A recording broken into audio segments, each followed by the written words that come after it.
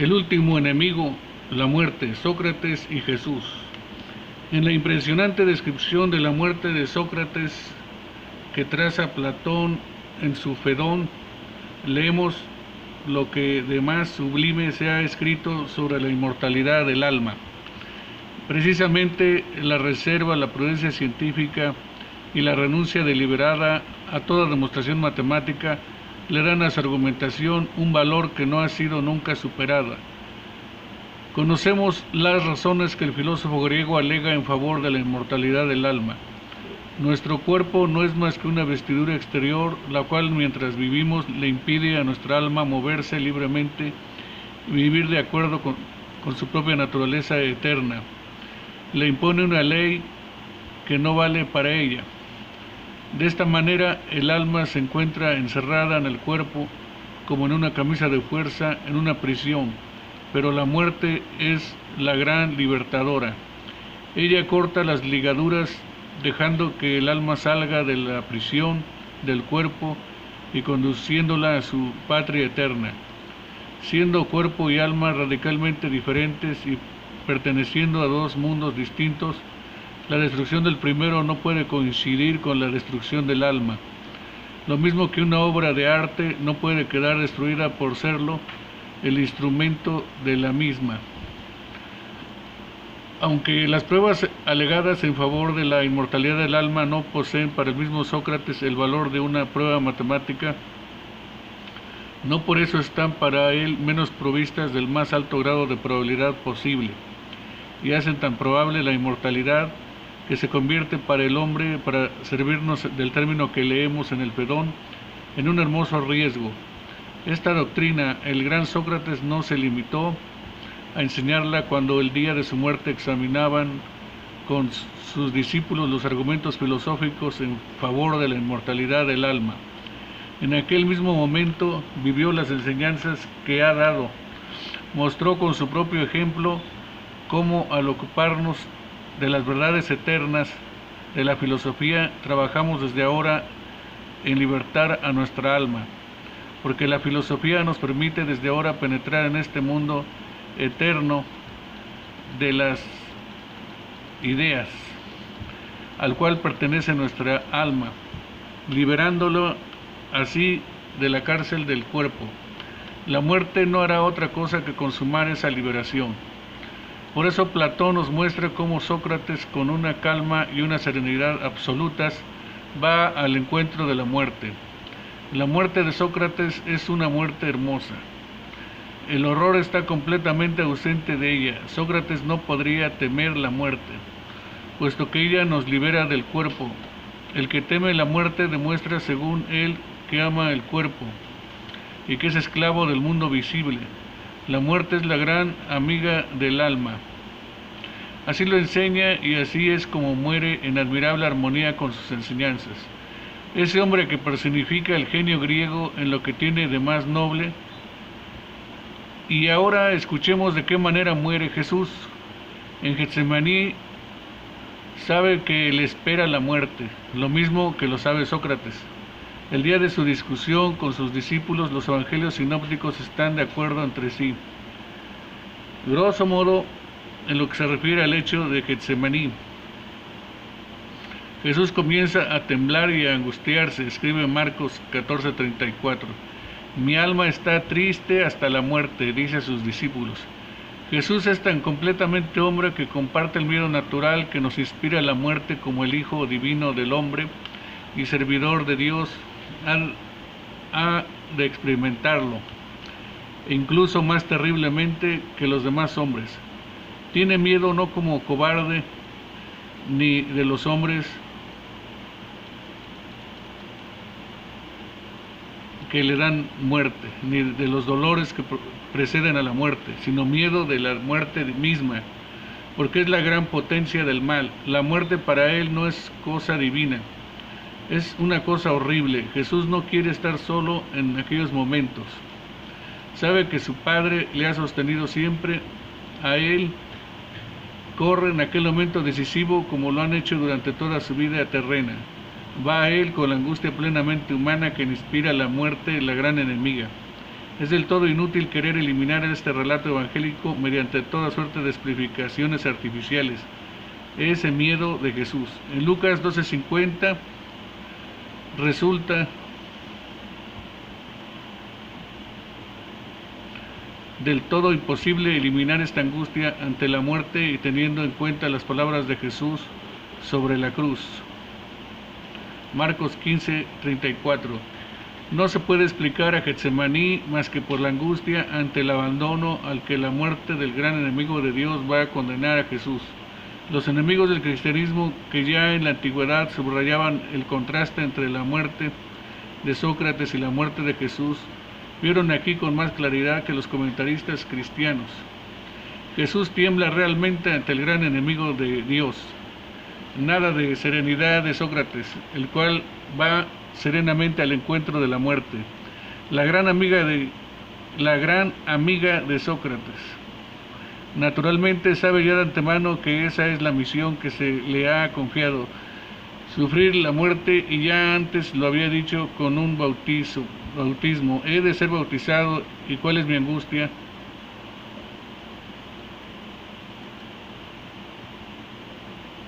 Con un bautismo he de ser bautizado, ¿y cuál es mi angustia? Hasta que se cumpla. Lucas 12:50. Pero ahora que el enemigo de Dios se encuentra delante de él, suplica al Padre, cuya omnipotencia conoce: todo te es posible hasta que pase de mí este cáliz. Marcos 14:36. Y cuando añade: no obstante, no se haga lo que yo quiero, sino lo que tú. Ello no significa que en último análisis considera a pesar de todo a la muerte como la amiga libertadora, a la manera de Sócrates. Simplemente quiere decir: si de acuerdo con tu voluntad he de pasar por este amargo trance de la muerte, me someto a este horror. Jesús sabe que la muerte de suyo, por ser la enemiga de Dios, significa aislamiento extremo, soledad radical. Por esto suplica a Dios en presencia del gran enemigo de Dios. No quiere estar solo. Sin embargo, forma parte, por así decirlo, de la esencia misma de la muerte que le separe de Dios mientras se encuentre en sus manos. No estará en manos de Dios, sino en las manos del enemigo de Dios. Jesús quería permanecer unido a Dios tan estrechamente como lo ha estado durante toda su vida terrena. Pero en aquel momento no solamente busca la presencia de Dios, sino incluso la de los discípulos. Reiteradamente interrumpe su oración y va junto a sus discípulos más íntimos, los cuales intentan luchar con el sueño para no dormirse. Cuando vengan a detenerse a su maestro, lo intentan pero no lo consiguen, y Jesús tiene que despertarles una y otra vez. ¿Por qué quiere que velen? No quiere estar solo, ni siquiera de los discípulos, cuya flaqueza, sin embargo, conoce. Ni siquiera de ellos quiere verse abandonado en el momento en que la muerte, la enemiga terrible de Dios, va a abalanzarse sobre él. Quiero estar rodeado de la vida que bulle en sus discípulos. ¿No podéis velar una hora conmigo? ¿Se puede concebir mayor contraste que el que existe entre la muerte de Sócrates y la muerte de Jesús? Sócrates, el cual, como Jesús, el día de su muerte se encuentra rodeado de sus discípulos, discute con ellos sobre la inmortalidad con una serenidad sublime. Jesús, el cual unas horas antes de su muerte está allí temblando e implorando a sus discípulos que no le dejen solo. La carta a los Hebreos, que más que cualquier otro escrito del Nuevo Testamento subraya la plena divinidad,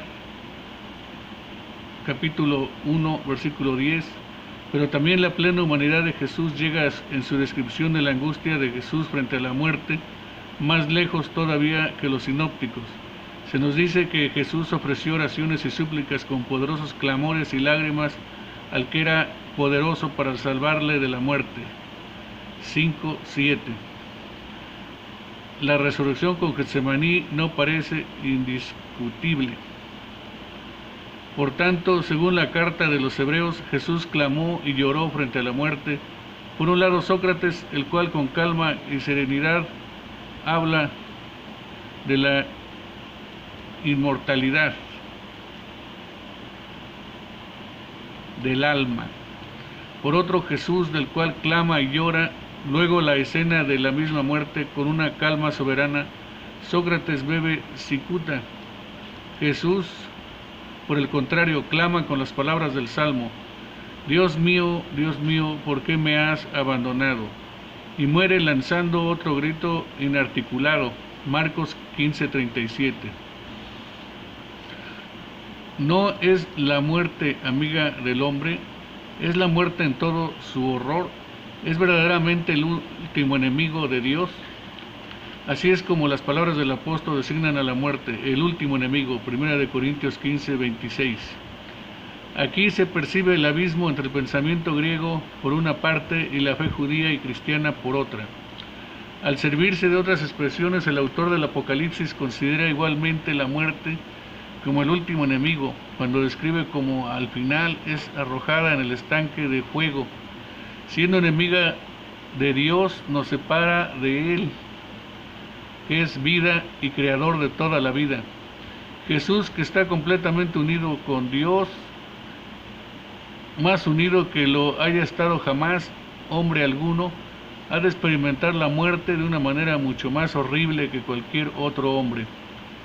Jesús ha de sentir este aislamiento, esa separación de Dios, que en el fondo es la única situación que realmente se ha de temer de una manera infinitamente más intensa que los otros, precisamente porque se encuentra tan estrechamente unido a Dios. He aquí por qué clama a Dios con el salmista: ¿por qué me has abandonado?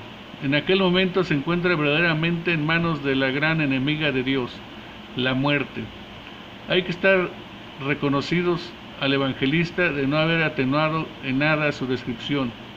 Acabamos de comparar la muerte de Sócrates con la de Jesús, porque nada muestra mejor la radical diferencia entre la doctrina griega de la inmortalidad del alma y la fe cristiana en la resurrección. Por haber pasado realmente Jesús por la muerte en todo su horror, no solamente en su cuerpo, sino precisamente también en su alma. Dios mío, ¿por qué me has abandonado? Debe y puede ser para el cristiano que ve en él al Redentor, el que triunfa de la muerte misma en su propia muerte, donde la muerte es concebida como el enemigo de Dios. No puede existir inmortalidad sin una obra óntica de Cristo, sin una historia salvífica de la que la victoria sobre la muerte es el centro y el fin. Esa victoria no puede conseguirla Jesús, persistiendo en la vida simplemente como alma inmortal, por tanto en el fondo sin morir. No únicamente puede vencer a la muerte muriendo realmente, pasando al dominio mismo de la muerte, la gran destructora de la vida, dominio de la nada, de la separación de Dios. Cuando se quiere vencer a uno, hay que pasar a su terreno. El que quiere vencer a la muerte ha de morir, pero repitámoslo, ha de dejar verdaderamente de vivir, no continuar simplemente viviendo en cuanto alma inmortal, sino perder el bien más precioso que Dios nos ha dado, la vida misma. Y ahí por qué Marcos, el cual sin embargo presenta a Jesús como Hijo de Dios, no ha intentado atenuar en absoluto el aspecto horrible, plenamente humano de la muerte de Jesús. Si la vida ha de salir de esta muerte, es necesario un nuevo acto creador de Dios, que llame a la vida, no solamente a una parte del hombre, sino al hombre todo entero. Todo lo que Dios ha creado, todo lo que la muerte ha destruido, para Sócrates y Platón no hay necesidad alguna de un acto creador, porque para ellos el cuerpo es malo, no hay de continuar viviendo, y la parte ha de continuar viviendo. El alma no muere en absoluto. Si queremos comprender la fe cristiana en la resurrección, hemos de hacer plenamente abstracción de la idea griega según la cual la materia del cuerpo sería malo y habría de ser destruido, de suerte que la muerte del cuerpo no significaría en modo alguno destrucción de la vida verdadera. Para el pensamiento cristiano y judío, también la muerte del cuerpo significa destrucción de la vida creada por Dios. No existe diferencia, la vida de nuestro cuerpo es vida verdadera. La muerte es la destrucción de toda vida creada por Dios. Por esta razón es la muerte y no el cuerpo lo que ha de ser vencido por la resurrección. Solamente sintiendo con los primeros cristianos todo el horror de la muerte, tomando así la muerte en serio, es como podemos comprender la alegría de la comunidad primitiva el día de Pascua. Entonces es posible comprender que toda la vida y todo el pensamiento del Nuevo Testamento están dominados por la fe en la resurrección. La fe en la inmortalidad del alma no es una fe en un acontecimiento que lo sacude todo. La inmortalidad no es en el fondo más que una afirmación negativa. El alma no muere, continúa simplemente viviendo. Resurrección es una afirmación positiva. El hombre entero que ha muerto realmente es llamado a la vida por un nuevo acto creador de Dios. Algo inaudito tiene lugar, un milagro creador, porque también antes ha ocurrido igualmente algo horrible. Una vida creada por Dios ha sido destruida. La muerte para la Biblia no es hermosa de suyo, tampoco la muerte de Jesús. La muerte es realmente, tal como se la representa, un esqueleto, huele a descomposición, y la muerte de Jesús es tan deforme como la han pintado el gran maestro Grunewald en la Edad Media. Pero precisamente por esta razón, ese mismo pintor supo representar inmediatamente a su lado de una manera incomparable y única la gran victoria de la resurrección de Cristo. Cristo revestido del cuerpo nuevo, del cuerpo de la resurrección. El que sepa pintar una muerte hermosa no podrá pintar la resurrección. El que no ha experimentado todo el horror de la muerte no puede entonar con Pablo el himno de la victoria. La muerte ha sido absorbida, victoria. ¿Dónde está muerte tu victoria? ¿Dónde está muerte tu aguijón? Primero de Corintios 15:54 y siguiente.